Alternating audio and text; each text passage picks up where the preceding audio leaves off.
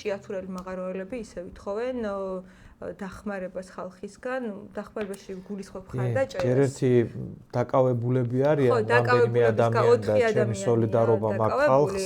აბსოლუტურად მართლა ისეთ რამეზე არიან დაკავებული, ეს იყო წმინდა პროვოკაცია, რომელსაც წამოეგნენ და არ ვიცი, მე ძალიან ბევრ ეთერში მილაპარაკია, მათ შორის გავიხსენებ რა ისევ ფაიკას მის სტრიმზეც არაერთხელ მისაუბრია, რომ აი არ ვიცი ადამიანურად თვითონ მაღაროელებისთვისაც აი ბოდიში მომიხდია რომ ალბათ ისეთი სოლიდაროულები და ისეთი გვერდში მდგომები ვერ ვართ როგორც უნდა ვიყოთ და შეიძლება ალბათ საკმარის საერთო დროსაც არ ვუთმობთ ამ პროტესტს მაგრამ რატომ არ მჯერა სოციალური პროტესტის აქ ორ ნაწილად გავყოფ მე საკითხს და ხო ვიღაცებს შეიძლება მოეწონათ ვიღაცებს არა ხო მათ შორის აი ესეთი ტიპის გადაცემა რატო არ მინდოდა რომ გაგვეკეთებინა მან იმასაც ვიტყვი რომ რაღაცა გულყრები ემართებათ მე რაღაცას რომ ვიტყვი ყველა თავის თავზე იღებს და რაღაცა პანიკებში მივარდებიან და ამიტომ პოსტის დაწერას ამეკერძალა ოჯახში. ხა და ამიტომ არ მინდოდა. მე ესე ვუყურებ საკითხს. ეგეთი დიქტატურაა. ხო, ასე ვუყურებ საკითხს მარტივად რო ვთქვათ რა. სოციალური პროტესტი იყო მაგალითად ნამახვანიც და სოციალური პროტესტიც იყო და არის კიდეც მაღაროელების საკითხი. ნამახვანის შემთხვევაში რო ჩამოვიდნენ თბილისში. ხო, მაცადე მაგას ვამბობ. არც ნამახვანის შემთხვევაში არ გამოვიდა თბილისი და ძალიან ცოტა ადამიანი იყო, როცა თბილისში პროცესმა გადმოინაცვლა და დაბრუნდნენ. უკან უბრალოდ ნამახვანის საქმე იმდენად აფეთქდა მაშინ, რომ და ის ხელშეკრულება რო გასაჯაროვდა იმდენად კაბალური იყო, რომ ფიზიკურად შეუძლებელი ხდებოდა, რომ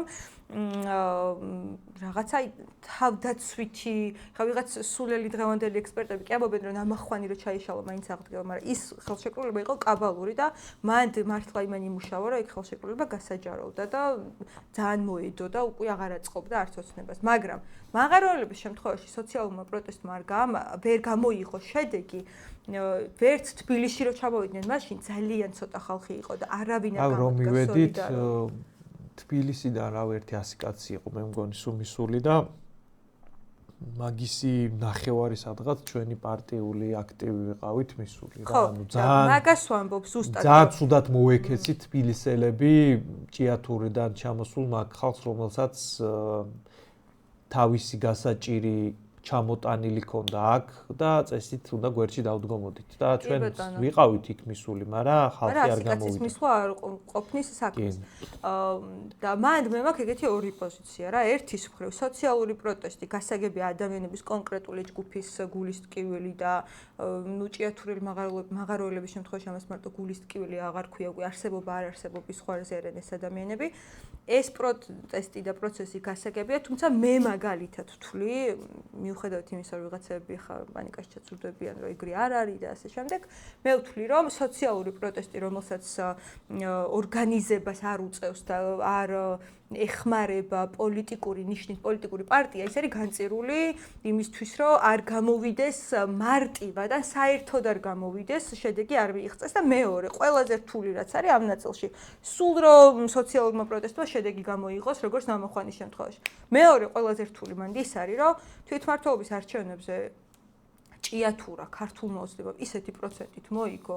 აი დაჯექი პირობითად, რა ვიცი, აი ქართული ოცნების შევძელი რა არის ჭიათურას და მოვიყვანე ქართული ოცნების მაღაროელებს რაც უქმნის. ხო, წევრი. მაგის მერე რომ 80%-ზე მეც იღებს მაგ ქალაქში ქართული ოცნება მან ხო ეგ კითხვაც ჩდება მართლა რომ რავი ხა როგორ ანუ კმაყოფილები ხართ რაც გაგიკეთე ეს წევრი რომ მოვიყვანე რომ დადგეს ეგ საოცარი დღერა და ან ჩავრთოთ და ვილაპარაკო რომ აი რა გვეშველება ეხა და ჭიათურელები რა დღეში არიან და დაშენ უსამსახუროდ 4 კაცი დაკავებულია საერთოდ და ლუკმაპური არ აქვს და ეს ყველაფერი ხო სიმართლეა მაგრამ ეგ ჩემი სიმართლე გადაიფარება მისი ერთი ფრაზით და ვინ გაძლევთ ლეგიტიმაციას 80%-იან ლეგიტიმაციას და ვსო ნუ მან რა უნდა ვუპასუხო რა გასაგებია მე მერაბ სარალიძესაც ძალიან დიდ პატივს ვცემ და დანარჩენ მაღაროელებსაც დაკავებულებსა საუბარი აღარა და მათ ოჯახის წევრებზე მაგრამ ამ ხარისხის ლეგიტიმაციას როცა იღებს ხელისუფალი აღარ გრჩება იქ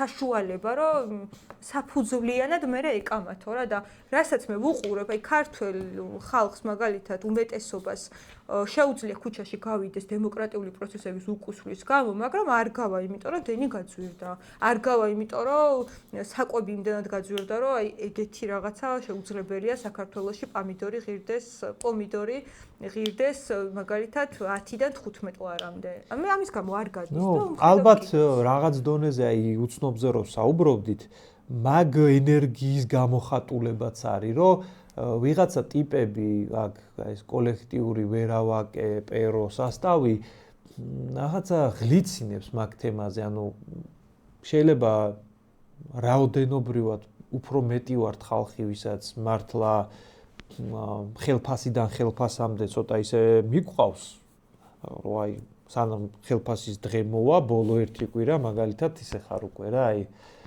როგორ გადავაგორო. მოდი გამოვიზოგოთ დარჩენილი 50 ლარი. ხო, რაღაცა. მოდი დღეს აღარ გვინდა შესვლა მაღაზიაში. რაც გვაქვს იმით. ხო. და ეგ ასპექტი მნიშვნელოვანია, რომ ეგ ტიპები გადაობენ, кайფობენ მაგ თემაზე და რაღაცნაირად ეპაზორება ხალხის ნაწილსაც სოციალურ თემებზე გამოსვლა და ეგ არის შესაძლებელი ჩემი აზრით.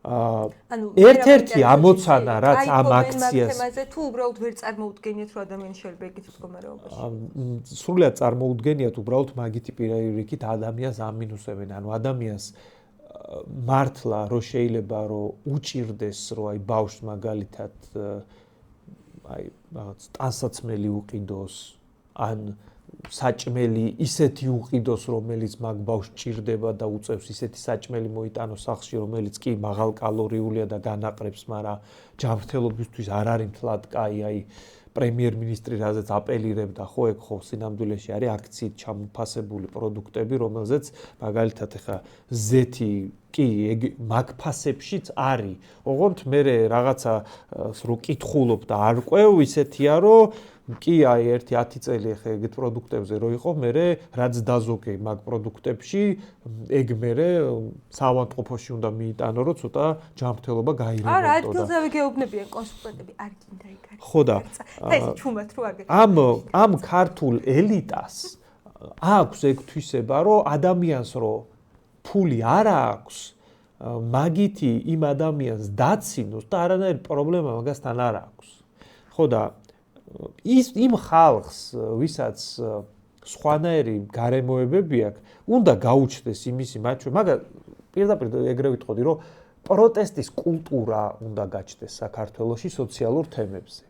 და მე ზუსტად ვიცი, რომ ეხლა ჩვენ რო 10-ში დავაორგანიზეთ აქცია, მან ეხლა 30000 კაცი რო არ გამოვა, ეგ მეც ვიცი. მაგრამ მაგ თემებზე რო დაიწყოს აქციები და მოდი რამდენიმე 1000 მივიდეთ, პირველი ნაბიჯი გადავდგათ. დავიწყოთ მაგ თემებზე აქტიურობა, ხო? იმიტომ რომ მთავრობა გვეკაიფება ფაქტია, ხა რაც ჩვენ აღვწერეთ დღეს გადაცემაში, ხო? ეგ ხო ხა დაცინვის ძალიან სპეციფიკური ჟანრი არის, ხო და საქართველოში უნდა გაჩნდეს სოციალური პროტესტის კულტურა.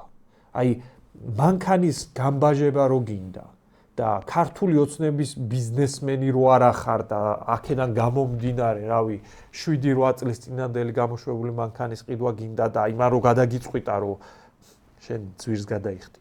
აი ან მაგაზე, ან იმ ბანალურ მომენტზე რომ ქართული ოცნება რომ მოდიოდა ხელისუფლებაში, მე მახსოვს რომ კალაძის ერთ-ერთი წინასაარჩევნო დაპირება იყო რომ ეს სიტი პარკი რას გუშობა კაცო ეს რაღაცა 20 ლარიანი ჯარიმები რა არის მე მაგას მივხედავ და მან ჩემ პირადი დრამა გაქვს რამდენი მანქანით გაგიშვი იმდენი ჯარიმით მაგიტოვზი ვარ მოტოციკლეტზე ესე ჯობია ოჯახის ბიუჯეტისთვის თორე ჯერ არ მახსოვს მანქანით გავიდე და ჯარიმის მესიჯი არ მომივიდეს ამიტომ ეგ მართალია ხო და თუ შენიარებ მოდი გავაჩინოთ ეგ რეალობა ეგ მიდგომა რომ საქართველოში სოციალურ თემებზე გადასახადების დაწევაზე ჯარიმების დაწევაზე, მანქანების გამბაჟების თემაზე, კახელ გლეხს რო გადაუწყვიტეს, რომ თვითონებურად ვიღაცამ გააშენა აქ თურმე ვენახი, ეგეთ სისულელეებს რო utარებენ. ამ ყველაფერზე არის ამოსაღები ხმა და აქედან გამომდინარე ამოიღეთ ხმა ში ხალხო ერთი კვირის მერე 6 საათზე 10-ში პარლამენტის წინ